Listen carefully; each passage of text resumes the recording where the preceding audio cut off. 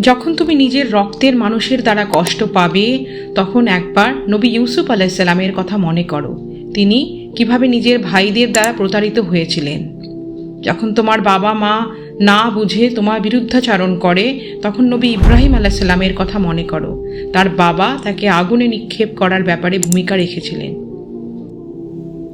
যখন তুমি সমস্যার থেকে পরিত্রাণের জন্য কোনো পথ পাবে না, তখন ইউনুস আলাইসাল্লামের কথা মনে করো। তিনি কতটা সময় তিমি মাছের পেটে আটকা পড়েছিল।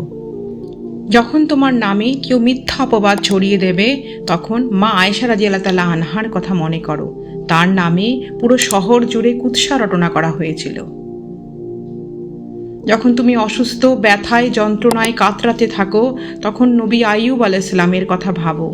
কি ভয়ঙ্কর এক ভাইরাসজনিত রোগে আক্রান্ত হয়ে তোমার চেয়েও অনেক অনেক বেশি কষ্ট তিনি পাচ্ছিলেন। যখন তুমি দিনের কোনো বিধান নিয়ে যুক্তি খুঁজে না পাও, তখন তুমি নূহ আলাইসাল্লামের কথা মনে করো। তিনি কোনো প্রশ্ন ছাড়াই মরুভূমিতে নৌকা তৈরি করেছিলেন। যখন তুমি আত্মীয় স্বজন, পরিবার, বন্ধুদের কাছে হাসির পাত্রে পরিণত হও, তখন শেষ নবী হজরত মুহাম্মদ সাল্লাল্লাহু আলাইহি ওয়াসাল্লামের কথা মনে করো। রাসূলুল্লাহ সাল্লাল্লাহু আলাইহি ওয়াসাল্লাম বলেছেন, সবচেয়ে বড় পরীক্ষা দিয়েই সবচেয়ে বড় পুরস্কার পাওয়া যায়।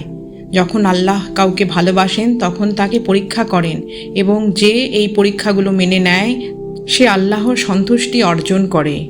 আর যে অভিযোগ করে, সে তার ক্রোধের পাত্র হয়। হে আল্লাহ, তোমার কথা মনে করার, তোমার প্রতি কৃতজ্ঞ হওয়ার এবং তোমার ইবাদত করার তৌফিক দান করো। আমিন। যেভাবে তুমি সন্তুষ্ট হও, সেভাবে আমাদের পরিচালিত করো।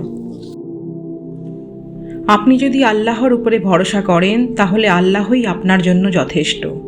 এটা আয়ত্ত করে নিন, তাহলে জীবনে আপসেট হবেন না। আল্লাহর উপরে তাওয়াক্কুল এমন এক জিনিস, যেটা আপনাকে মুক্তি দেবে দুশ্চিন্তা থেকে রেহাই দেবে, আপনাকে শান্তি দেবে, আপনাকে সাহস দেবে। যে ব্যক্তি আল্লাহর উপরে ভরসা করে, তার জন্য আল্লাহই যথেষ্ট।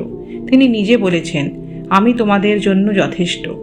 মানুষের কথায় কান না দিয়ে আপনি আল্লাহর উপরে ভরসা করুন। আল্লাহ বলেছেন, আমি তোমাদের জন্য যথেষ্ট।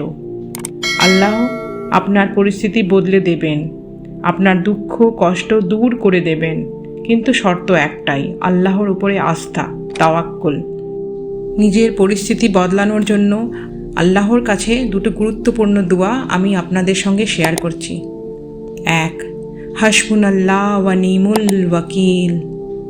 2, হাসবি আল্লাহু লা ইলাহা ইল্লা হুয়া আলাইহি তাওয়াক্কালতু ওয়া হুয়া রাব্বুল আরশিল আযীম।